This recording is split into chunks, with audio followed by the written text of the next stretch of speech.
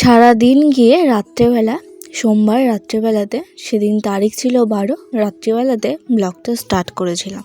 সারাটা দিন গেছে ব্লগ স্টার্ট করিনি, যেহেতু আগের দিনের ব্লগটা পেন্ডিং ছিল, তো ভেবেছিলাম যে সেটাই দিয়ে দেবো। তো 11 তারিখে লাস্ট গিয়েছিল ব্লগ, তো 12 তারিখে তো দেইনি, তো 13 তারিখে আবার দিতে হতো, সেই জন্য কিন্তু 12 তারিখে সন্ধ্যেবেলা থেকে আবার ব্লগটা স্টার্ট করবো ডিমের তরকারি, সেই জন্য আর কি এদিকে প্রিপারেশন চলছে। আজকে একটুখানি রাতের জন্য করব, আর যেন কালকেও হয়ে যায় সেই জন্য কিন্তু তরকারিটা আমি আজকে করছি। তো হ্যালো ফ্যামিলি, কেমন আছো তোমরা সবাই? আশা করছি তোমরা সবাই আছো অনেকটাই ভালো, আর তোমাদের আশীর্বাদ আর ভালোবাসে আমরাও কিন্তু বেশ ভালোই রয়েছি। তো রাত্রে বলবো না, ঠিক ওই সন্ধে পেরিয়ে আর কি রাত্রি হওয়ার দিকে 7:30 মতো বাজে। এদিকে রান্নাঘরে এসে রান্নাটা তুলে দিয়েছি। 3টে ডিমের অমলেট করলাম, একটা ভাগ করে রাত্রিবেলা বাবা আর আমি মিলে খাবো, আর 2টো বড় বড় মানে গোটা রেখেছি, সেটা কালকে ঝোলটা খাওয়া হবে। তো এখন রান্না করব। এই দিকের গ্যাসটাতে বসিয়ে দিয়েছি হলো ভাত, আর এদিকে হচ্ছে ডিমের মানে তরকারি। যেহেতু এটা এই আছে তো হবে না, জানো এদিকে গ্যাসটা একটুখানি কম, মানে অতটা আঁচ বেরোয় না এটা দিয়ে। তো ভাবছি যতক্ষণ আর কি পেঁয়াজ রসুন এগুলো একটুখানি ভাজা হয়ে যায়, তাহলে আমার কাজটা এগোবে আর তাড়াতাড়ি হয়ে যাবে, সেই জন্য এদিকে কিন্তু তাড়াতাড়ি কাজগুলোকে আমি করে নিচ্ছি। তো পেঁয়াজ রসুন আর টমেটোগুলোকে ভালো করে ভাজা হয়ে গেছে, কাঁচা লঙ্কা দিয়েছি দেখতেই পেয়েছো, সেই জন্য একটুখানি আদা আর জিরে বেটে দিলাম। যেহেতু ডিমের তরকারি করছি, একটুখানি রিচ না হলে যেন ভালো লাগবে না, তো সেই জন্যই কিন্তু একটুখানি আদা আর জিরে এটার মধ্যে বেটে দিয়ে দিয়েছি। তো চলো এটাকে একটুখানি ভালো করে কষিয়ে নেব। আর সাথে এখানে দেখো 3টে ডিম ভেজে নিয়েছি, এটা দিয়ে আলু দিয়ে ঝোল করব। তো মঙ্গলবার 13 তারিখে আবার সকাল থেকে মানে ব্লগ রেগুলার করেছি। রেগুলার বলতে যতদিন না আমি তোমাদের কাছ থেকে ছুটি নিয়েছি একদম, মানে যে কয়দিন ভেবে রেখেছিলাম যে আজকে দিতে হবে, কিন্তু দিতে হবে করেই তোমাদেরকে ব্লগগুলো দেওয়া হয় না। সত্যি বলতে একদিন যদি মিস চলে যায় না, তো তারপরের দিন মনে হয় যে একদিন তো মিস গেল, যাই হোক কালকের দিনটাতে মিস দিলেও কোনো ব্যাপার না, এইরকম হয়ে যায় আর কি। এদিকে দেখো রান্নাঘরটা দেখলাম যে কোনো কিছু ঝাড় দিতে হবে নাকি, তো দেখলাম যে রান্নাঘরটা পরিষ্কারই রয়েছে, তো সেই জন্য কিন্তু ঝাড় দিলাম না। আর আজকেও কিন্তু উঠানের নোংরাগুলোকে আমি রাখিনি, যেহেতু শুধু পাতা কয়েকটা রয়েছে, তো সেগুলোকে কিন্তু একদম বাইরে ঝাড় দিয়ে পরিষ্কার করে নেব। তারপর এখন ওই বেলা 9:30 মতো বাজে, যেহেতু রান্নার চাপ নেই সেই জন্য এখন দেখো কালকে তো ডিমের তরকারি করে রেখেছি, একটুখানি দেখি পরে কি করা যায় সেগুলোই করে নেব। আর সরস্বতী পূজার যে প্যান্ডেলের যে থিমটা হবে, সেটা আমি মানে ছবি দেখিয়েছিল, আর সেখানে কয়েকটা সাদা আর্ট পেপার নিয়ে এসে দিয়ে গেছে, সেগুলোকেই এখন মানে করতে বসেছে আর কি, একটুখানি ডেকোরেশনের দায়িত্ব দিয়েছে। তো সেটাই এখন কমপ্লিট করছে বসে ওই 9:30 মতো বাজে।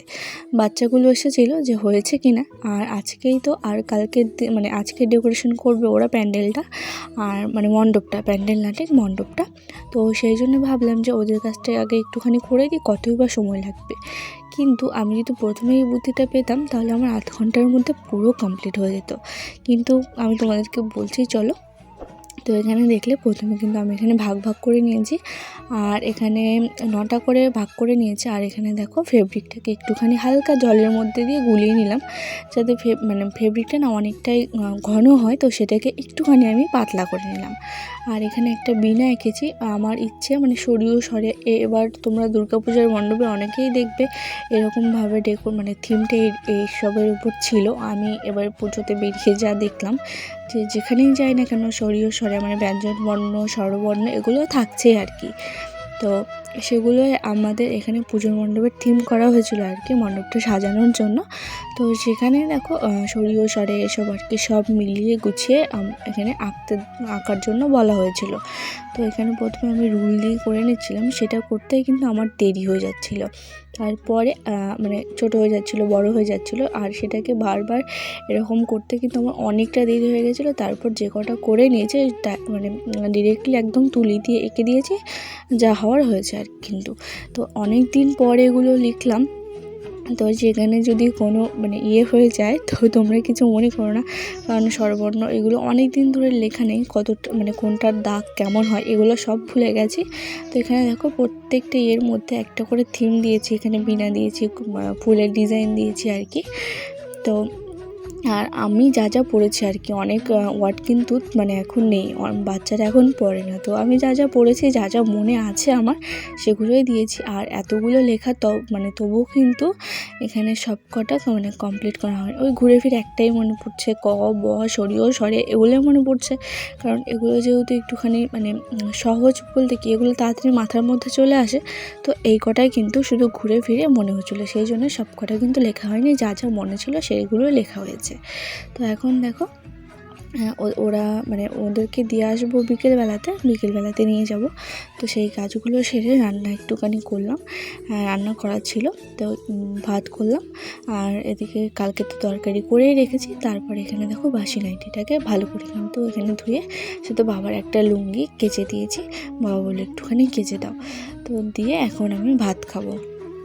করেছি হলো বেগুন ভাজার সাথে করেছি, আর সাথে করেছি হলো একটুখানি পাঁপড় ভাজা আর ভাত। আর কালকে তো ডিমের তরকারি রয়েছে, তো এইটুকু ভাত আমার কিন্তু এখনও খাওয়া হয়নি, দিচ্ছি হলো কুকুরকে খেতে। বাবা এখনও বাড়িতে নেই, তো আমার একটুখানি খিদে পেয়েছে। তো বাবার মুখে শোনা যে ভাত রান্না করে ভর্তি হাঁড়ির ভাত নাকি বাড়ির বউদের খেতে নেই, একটুখানি কুকুরকে দিয়ে তারপর খেতে হয়, বা কুকুর বেড়াল যাই হোক। তো ভাবো মানে যেটার অধিকার বাইরে কুকুরদের রয়েছে সেটা বাড়ির বউদের নেই। তো সত্যি মানে পুরুষ শাসিত এই ইয়েতে মেয়েদের যে আর কত কী সহ্য করতে হবে। তো রাত্রেবেলাতে এদিকে খিচুড়ি আর ঘন্ট করে রাখছি, কারণ সকালে এখন 6টা মতো বাজে, আমাদের ঠাকুরমশাই চলে এসেছে। তো পুজো হওয়ার পরে অঞ্জলি দেওয়ার পরে আজকে হবে আমাদের পাপানের হাতে খড়ি। তো সেখানে প্রথমে সিলেটটাকে পুজো করে নিচ্ছে ঠাকুরমশাই, মানে হাতে খড়ি যেহেতু দেবে। তো চলো, তো ও এখন হাতে খড়ি দিক, আর আমি একটুখানি তোমাদের পুরো ভয়েসটা শোনাই ওখানে কী কী হচ্ছিল। ভাই আমি কি জানি, আমি জানি না, আমার হাতের ধরে থাকতে মুছে দে শাড়ি দিয়ে নিয়ে যা। এই যে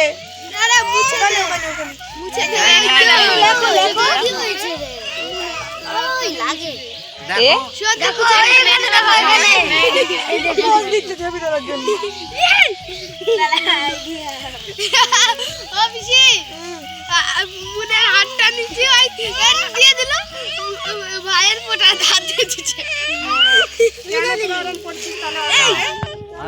শুরু